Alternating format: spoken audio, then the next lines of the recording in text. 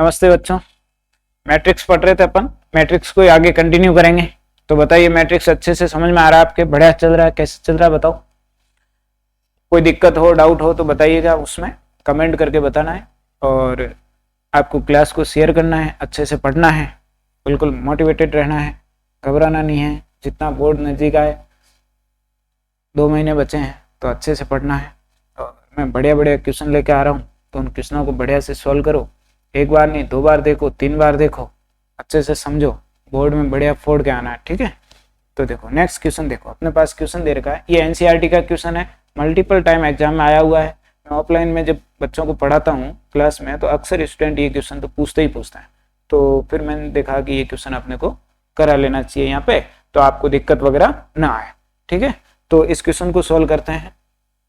आप में से कितने ऐसे स्टूडेंट है जो मुझे पहले से बताना कमेंट करके कि सर हमें ये क्वेश्चन अच्छे से पहले से आता था, हमने पहले ही सीख रखा है, इजी क्वेश्चन है, थोड़ी बहुत ट्रिग्नोमेट्री लगाएंगे, मैट्रिक्स मल्टीप्लिकेशन लगाएंगे, 2-3 पेज भरेंगे, सॉल्व कर देंगे। ठीक है, तो समझो। हो सकता है इसमें एक बार के इसमें न आए, ये आएगा तो बढ़िया सा क्वेश्चन आएगा, 3-4 नंबर का बढ़िया क्वेश्चन आएगा। तो अच्छे से आपको इसको सॉल्व करना है। ऐसे क्वेश्चनों को 2-3 बार अच्छे से करके जाना, क्योंकि ये रिपीटेड क्वेश्चन है और इसमें चेंज भी नहीं होता, एज इट इज पूछ देते हैं, एज इट इज आपके पेपर में आ जाएगा। ठीक है, तो देखो बच्चों, इस क्वेश्चन को कैसे सोल्व करना है समझो। सबसे पहले तो अपन क्या करते हैं, इसे अज्यूम कर लेते हैं। अज्यूम क्या कर ले, देखो a प्लस आई प्लस ए। सबसे पहले अपने लेफ्ट हैंड साइड सॉल्व करेंगे तो क्या है, आई प्लस ए, और राइट हैंड साइड में क्या लिखा है, आई माइनस ए, और पूरा इसको मल्टीप्लाई करना है। तो i माइनस ए की वैल्यू अगर अपन इसको लिखेंगे, a की वैल्यू इसको लिखेंगे बार बार, अगर tan alpha by 2 tan alpha by 2 लिखेंगे तो बहुत बड़ा हो जाएगा। तो अपन क्या करते हैं, tan अल्फा बाई 2 को कुछ अज्यूम कर ले। अज्यूम करने से बेनिफिट ये होगा कि आपको बार बार लिखना नहीं पड़ेगा, क्वेश्चन सॉल्व हो जाएगा। उसके बाद में जब लास्ट में आंसर आए, वापस t की वैल्यू रख देंगे। किसी भी चीज को अगर मैथमेटिक्स में आप क्वेश्चन सॉल्व करते हैं तो अज्यूम करने वाला सबसे बेटर ऑप्शन रहता है।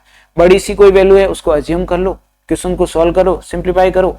जब रिजल्ट आ जाए उसके बाद में जो आपने अज्यूम किया था उसको वापस रिप्लेस कर दो। रिप्लेस करना कंपलसरी है। अगर आप मैथ में आप किसी चीज की हेल्प ले रहे हो, क्वेश्चन सॉल्व कर रहे हो और उसको वापस से रिप्लेस नहीं कर रहे हो, तो फिर आपको दिक्कत आएगी उसको क्वेश्चन को समझने में, कि कहीं ना कहीं एग्जामिनर को ये क्वेश्चन बताने में कि आपने वो गलत हो गया। ठीक है, तो आपको ध्यान रखना है कि जब भी आप किसी चीज को सब्स्टिट्यूट करें तो उसके बाद में उसको वापस रिप्लेस जरूर करें। समझो, अपन ने अज्यूम करा बच्चों tan अल्फा बाई 2 को, tan अल्फा बाई 2 को t रख देते हैं। tan अल्फा बाई 2 को अपन क्या अज्यूम करें बच्चों, t मान ले, स्मॉल t ले लिया tan अल्फा बाई 2 साथ में। अब बताओ, अब मैं अगर a लिखूंगा तो a को मैं शॉर्ट में लिख सकता हूँ 0 माइनस t और 0। अब मैं बार बार जहां जहां a की जरूरत पड़ेगी या मल्टीप्लीकेशन होगा तो मुझे सॉल्व करने में आसानी रहेगी। दूसरी बात समझो बच्चों, अच्छा यहाँ देखो, यहाँ tan में अल्फा बाई 2 है, इधर cos में अल्फा है। tan में तो क्या है, अल्फा बाई 2, cos में क्या है, अल्फा है। इधर घोड़ा है, इधर गधा है, तो इनको आप डायरेक्टली मल्टीप्लाई नहीं कर सकते। घोड़े गधे से क्या बन जाएगा, खच्चर। तो अपने को खच्चर नहीं बनाना, अपने को क्या करना है, इनको सेम क्वांटिटी में एक जैसा बनाना है। एक जैसा बनाओगे तभी आप इसको रिजल्ट को बढ़िया से दे पाओगे।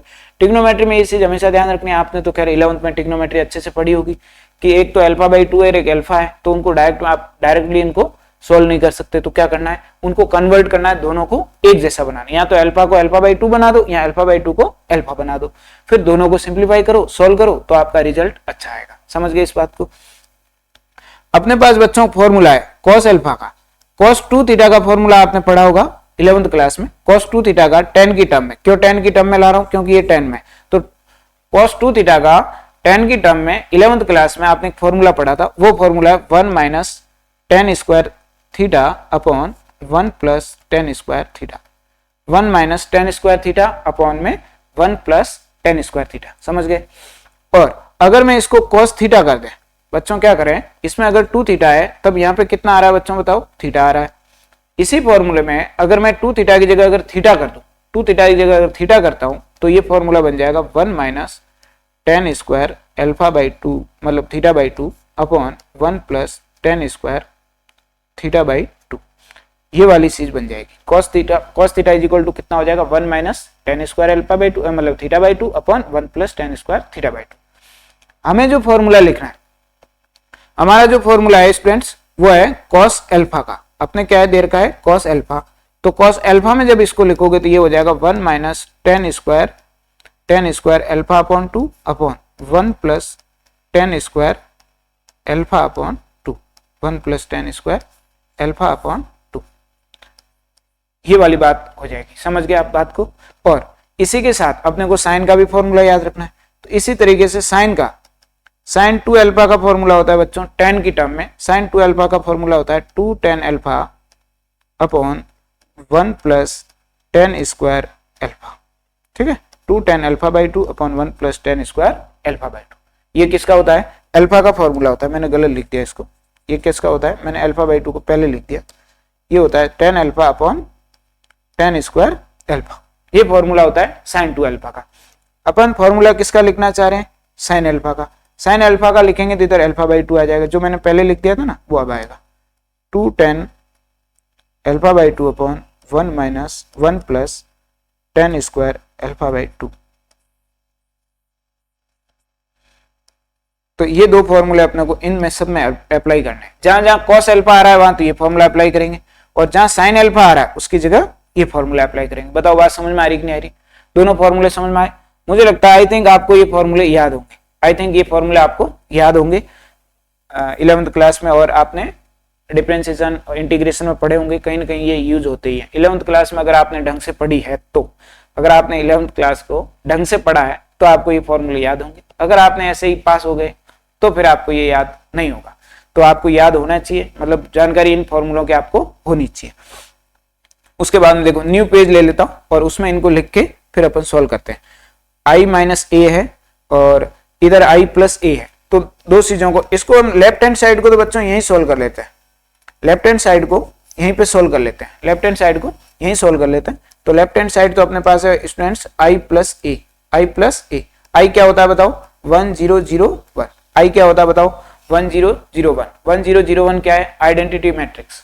1001 क्या है? Identity matrix plus i plus है a, तो ये हो गया 0 माइनस टी, टी और 0, 0 माइनस टी, टी और 0।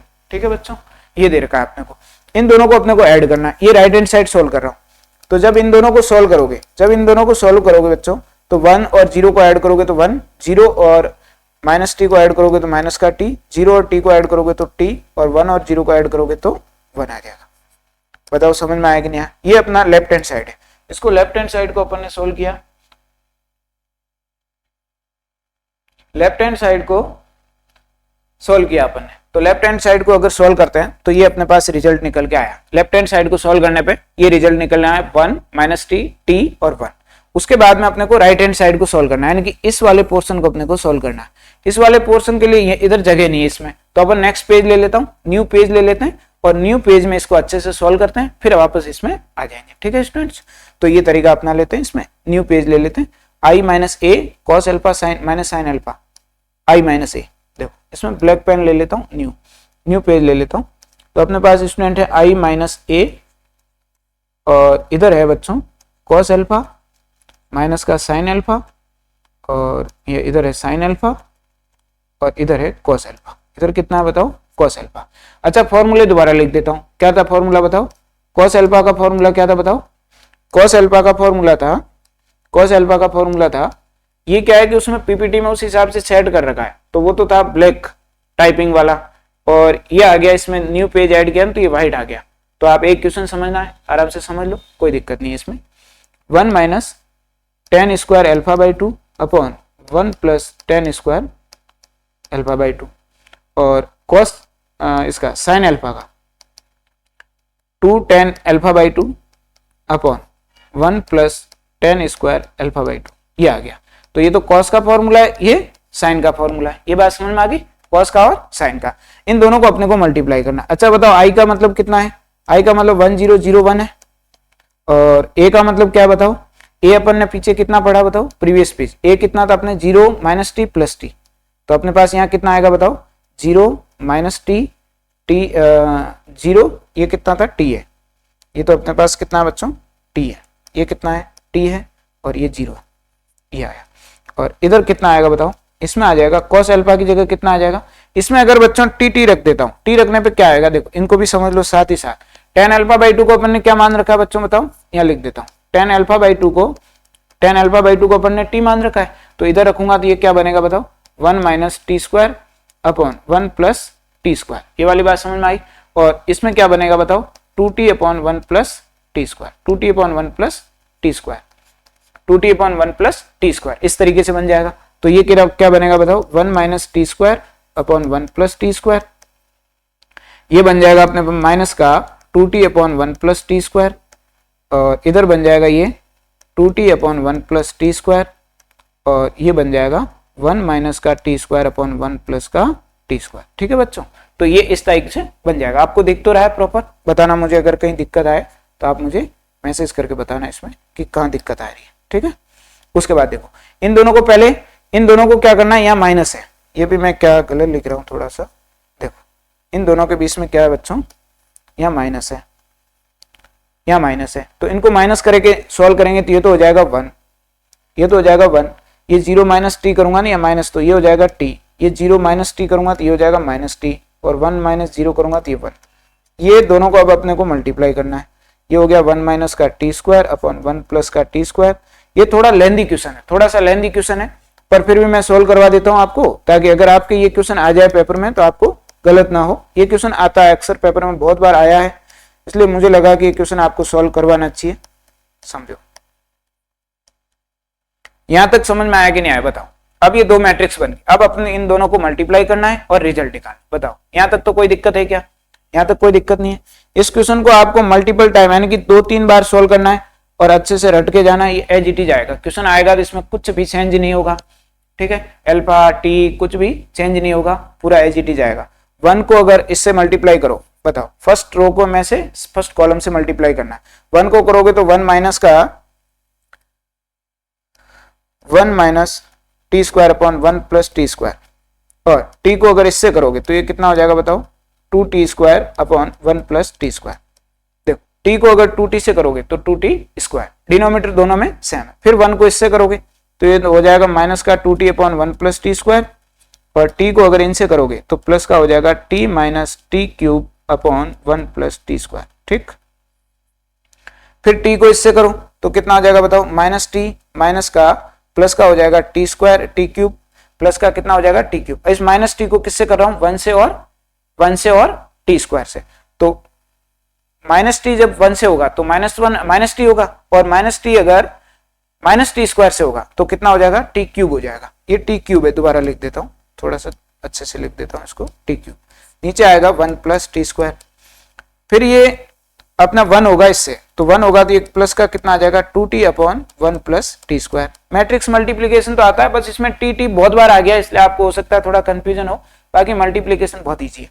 उसके बाद देखो माइनस टी को इससे करेंगे तो ये हो जाएगा 2t square upon 1 plus T square, और 1 अगर इससे होगा तो प्लस का 1 minus T square upon 1 plus T square. ठीक है, यहां तक आपके सबके समझ में आ गया होगा। ठीक है, नेक्स्ट अब देखो इनमें डिनोमिनेटर सबका सेम है, डिनोमिनेटर सबका सेम है, तो डिनोमिनेटर सेम है तो अपने को क्या करना है कि इनको न्यूमरेटर को सॉल्व करो और आंसर दे दो। तो न्यूमरेटर सॉल्व करके यहां लिख देता हूं, देखो तो डिनोमिनेटर सेम है, ऊपर देखो 1, इधर देखना इसमें है ना कि 1 प्लस टी स्क्वायर है और 2t स्क्वायर है। ठीक है, तो कर्सर यहाँ पे दिख नहीं रहा होगा, फिर भी आप ट्राई करना इसमें। तो इनको सॉल्व करूंगा, डिनोमिनेटर आ जाएगा अपने पास 1 प्लस टी स्क्वायर, और ऊपर अपने पास टी से स्क्वायर से 2t कैंसिल हो जाएगा तो 1 प्लस टी स्क्वायर हो जाएगा, और इधर से इनको जब सॉल्व करूंगा तो ये 2t और अगर t है तो t में से 2t में नेगेटिव है और t पॉजिटिव है, तो 2t में से एक t माइनस करूंगा तो कितना आ जाएगा, माइनस का t, और माइनस का t क्यूब है, माइनस का t क्यूब अपॉन में कितना आ जाएगा 1 प्लस टी स्क्वायर। और इधर भी अगर सॉल्व करूंगा तो इधर भी ऐसे ही हो जाएगा t plus T cube upon में 1 प्लस टी स्क्वायर, और इसको सॉल्व करूंगा तो ये आ जाएगा 1 plus T square upon 1 plus T square.